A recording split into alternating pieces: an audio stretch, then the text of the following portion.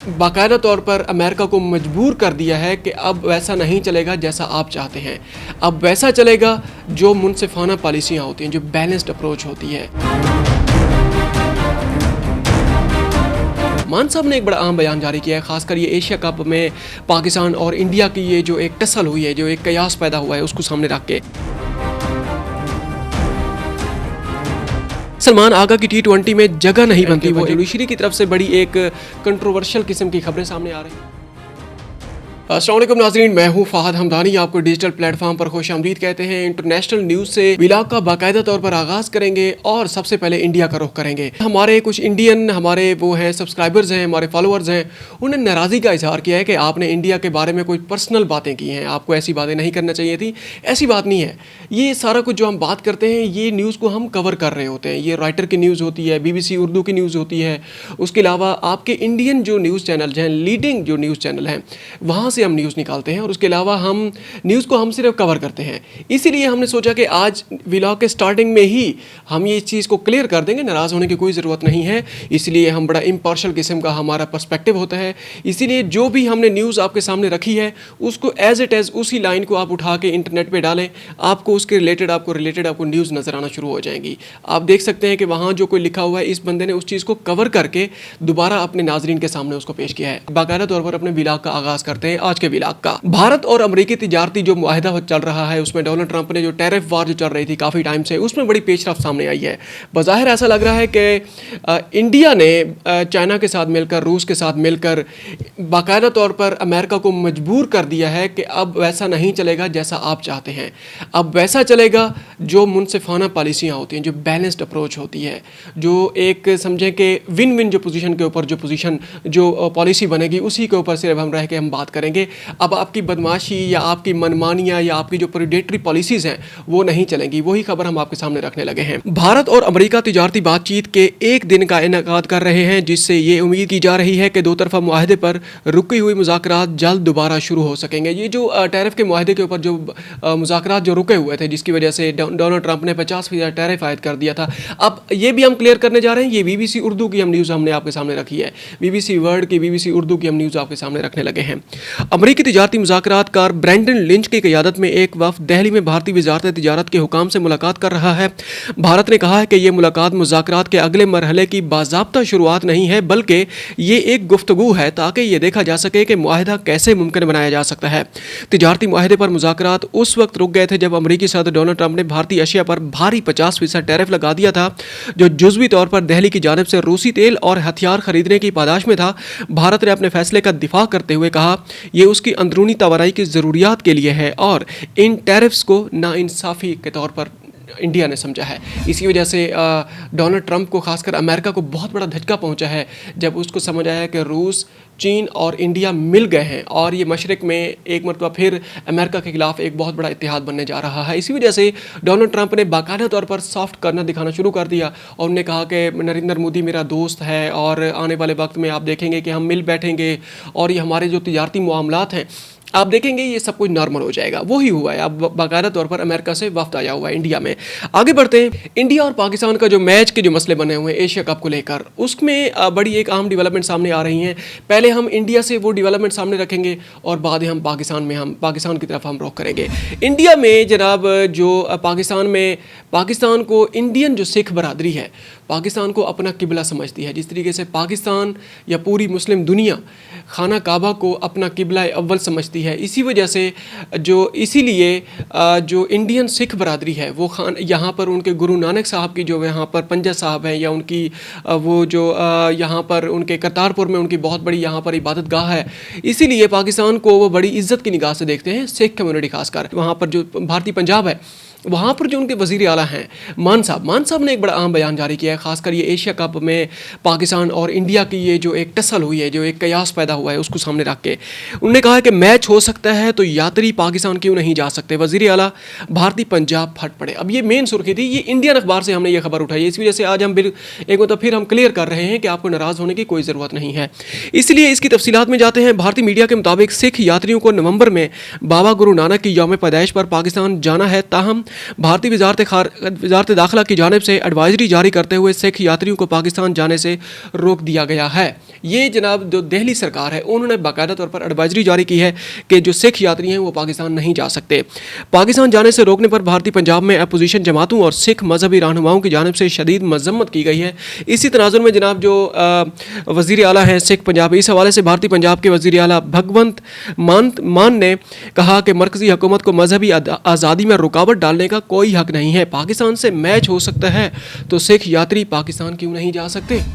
अब अंदाज़ा खुद लगाएं कि कौन सही है या कौन गलत है। इसीलिए हमने इस बात को ना क्लियर किया है कि क्रिकेट, मज़हब, सियासत इनको जुदा जुदा रखें, तब जाके कोई अमन कायम होगा। वगरना यही सूरत हाल पैदा होगी। जो पाकिस्तान का मसला है, जो इंडिया का मसला है, यही चलता रहेगा। अब देखें इंडिया और चाइना का भी मसला है, ज़मीन का मसला है, बाकी बहुत सारे मामलात हैं, लेकिन वो मिल भी बैठे हैं, मामलात उनके चल रहे हैं। तकरीबन 60 to 70, correct me if I am wrong, 60 to 70 billion dollars की उनकी ट्रेड भी चल रही है और उनकी जनाब आमदोरफ्त भी उनकी चल रही है। उनकी राहदारियाँ भी खुली हुई हैं, जो क्रॉस बॉर्डर जो राहदारियाँ हैं। इसके अलावा उनके वज़ीर ख़ारजा, वज़ीर आज़म आपस में दौरे भी कर रहे हैं। हम भी यही कहते हैं कि आप सियासत को, कुछ मामलात को फिक्स रखें, लेकिन रवाबित कायम रखने चाहिए। आपको कम से कम एक पीस के लिए, अमन के लिए राब्ता आपका बहाल रहना चाहिए। तालिबान की तरफ हम रुख करते हैं। अफगान तालिबान की तरफ से एक बड़ी अहम डेवलपमेंट सामने आ रही हैं। अफगान मीडिया के मुताबिक तालिबान हुकूमत ने अफगान सूबे बल्ख में फाइबर ऑप्टिक इंटरनेट काट दिया है, जिससे सार्फिन को इंटरनेट तक रसाई मुअत्तल हो गई है।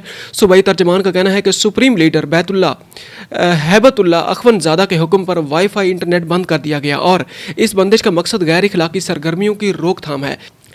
तालिबान रहनुमाओं में सख्त पाबंदियों पर इख्तलाफात सामने आया है। इंसानी हकूक़ के इदारे का कहना है कि इंटरनेट बंद करना आज़ादी के बुनियादी हकूक़ पर हमला है, जबकि एक सहाफ़ी ने कहा कि इंटरनेट पाबंदी इजहार राय दबाने का भी एक नया हरबा है। अब अंदाज़ा लगाएं दुनिया कहाँ जा रही है। आज इंटरनेट के दौर में भी आप वाईफाई को भी आप काट रहे हैं। आप कहाँ खड़े हुए हैं, दुनिया कहाँ खड़ी हुई है। इसी वजह से अगर आपने दुनिया का मुकाबला करना है तो जो मामलात हैं आपने सारी दुनिया के मुताबिक लेके चलने होंगे। ठीक है, आपकी कुछ रेड लाइन्स हैं, आपकी ग्रे लाइन्स हैं, उनको आप प्रोटेक्ट करें, उसके ऊपर आप कंप्रोमाइज़ ना करें। लेकिन जो दुनिया के अंदर आपने कम्पीट करना है, अपना नाम बनाना है, अपना कोई मवाजना बिल्ड करना है, आपने कंपैरिजन बिल्ड करना है, इसीलिए आपको उन राब्ते हैं या जो इंटरनेट है या जो एक डिजिटल कनेक्टिविटी है उसको आपने रखना होगा। इसी वजह से मईशत के मामलात में भी इंटरनेट का बड़ा कलीदी रोल है। आज की मईशत में खासकर सॉफ्ट इकनॉमिक्स की हम बात कर रहे हैं, सॉफ्ट इकानमी की, तो अफगान तालिबान को चाहिए कि इस तरह के जो अक़दामात हैं खासकर अपने शहरियों के खिलाफ वो ना हो। पाकिस्तान के एंड पे एशिया कप की बात करने लगे हैं। सबसे पहले हम जनाब जो पाकिस्तानी क्रिकेट टीम के जो मामलात हैं वो हम आपके सामने रखते हैं। शोएब अख्तर साहब ने जनाब पाकिस्तानी क्रिकेट टीम के जो कप्तान हैं उनके बारे में एक बड़ा अहम बयान जारी किया है। सलमान आगा की T20 में जगह नहीं बनती, उसको कोई समझ नहीं आ रहा कि कप्तानी कैसे करनी है। अब तक वो सिर्फ कमज़ोर टीमों के खिलाफ कप्तानी कर रहे थे। फ़खर जमान, साइम अयूब, मोहम्मद हारिस ये नाकाम खिलाड़ी हैं, इनसे जीत की उम्मीद रखना बेवकूफ़ी है। मोहम्मद हारिस 20 साल बाद भी रिजवान के बराबर नहीं हो सकता, क्योंकि हारिस कोई बल्लेबाज नहीं है, वो गली में क्रिकेट खेलने के काबिल भी नहीं है।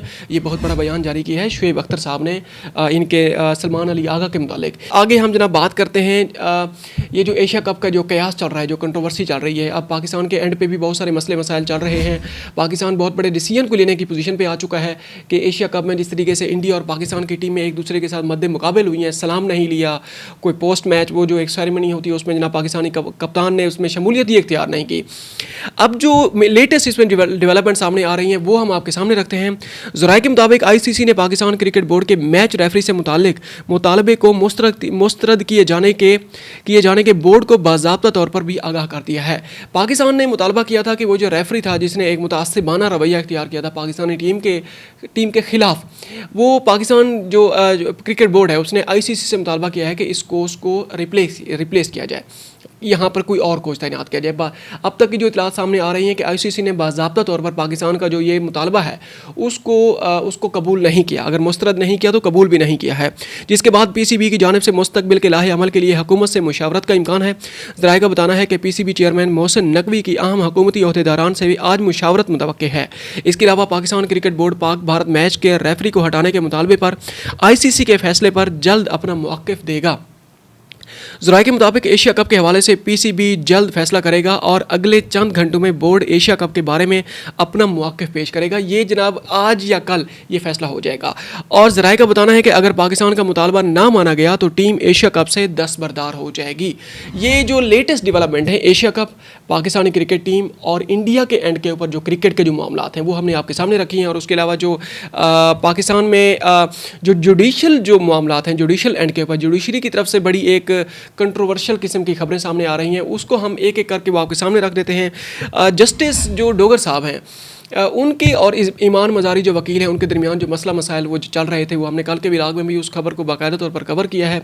उसमें जस्टिस डोगर साहब के खिलाफ एक जनाब बेंच बनाया गया, उसको जनाब जस्टिस समन इम्तियाज़ वो उसको हेड कर रही थी। अब बाकायदा तौर पर उस बेंच को वो जो समन जस्टिस साहबा की जो इख्तियारात हैं, उनकी जो पावर्स हैं, उनको बाकायदा तौर पर स्ट्रिप कर दिया गया है और वो जो बेंच है उसको तहलील कर दिया गया है।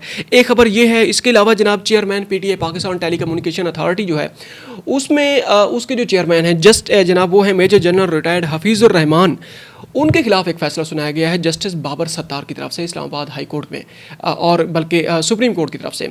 इसीलिए वो उनको कहा गया है कि इनकी जो वो है तैनाती है वो कानून और ज़वाबित के मुताबिक नहीं है। लेकिन उसके जवाब में मेजर जनरल साहब ने अपना जो इंट्रा कोर्ट एक अपील भी उन्होंने दायर कर दी है। एक ये खबर है। उसके अलावा जनाब इस्लामाबाद हाई कोर्ट से एक और बड़ी एक अहम डेवलपमेंट सामने आई है। जस्टिस बाबर जहांगीरी साहब जो है ना, वो तारिक महमूद जहांगीरी इनके बारे में बड़ी अहम डेवलपमेंट ये आती रहती थी कि ये बड़े इनके कराची में इनकी डिग्री को भी बड़ा खंगाला गया था कि क्या इनकी डिग्री भी फेक है या ठीक है या नहीं, क्योंकि इन्होंने हुकूमती जो पावर कॉरिडोर्स हैं हमारे, उनके मुतालिक इन्होंने कोई ऑब्जर्वेशन जारी की थी, इन्होंने कोई अपना कोई बयानात इन्होंने जारी किया था। इसी वजह से इनके खिलाफ भी इस तरह का कोई केस निकलने लगा है। इसीलिए उनको जनाब बाकायदा तौर पर जुडिशल जो रिस्पॉन्सिबिलिटीज़ हैं वो जनाब फुलफ़िल करने से रोक दिया गया है। अब आने वाले वक्त में ये चीज़ सामने आ जाएगी कि इन मामलात की क्या तफसीलात हैं, इसके बैक एंड पे क्या है, क्योंकि हुकूमत का भी आखिरी साल है। हुकूमत का जो आखिरी 1.5 साल होता है वो बड़ी एक टर्बुलेंस की बड़ी एक कैफियत इख्तियार कर जाता है, जिसमें हुकूमत वीक एंड पे नज़र आती है। इसीलिए अब आहिस्ता आहिस्ता वो डेवलपमेंट सामने नज़र आ रही हैं जुडिशल एंड पे, जनाब पॉलिटिकल एंड पे, और उसके अलावा बाकी जो हमारी मिलिट्री एस्टेब्लिशमेंट है वो देखते हैं कि क्या पांसा पलटती है, क्या वो अपने मुल्क के हक़ में या सियासी जो जोड़ तोड़ है उस मामलात को कैसे लेकर चलती है। अब तक के लिए इतना ही, मिलते हैं एक और व्लॉग में। Thank you very much. अपना ख्याल रखिएगा और हो सके तो हमारे चैनल का भी ख्याल रखिएगा। अस्सलाम वालेकुम।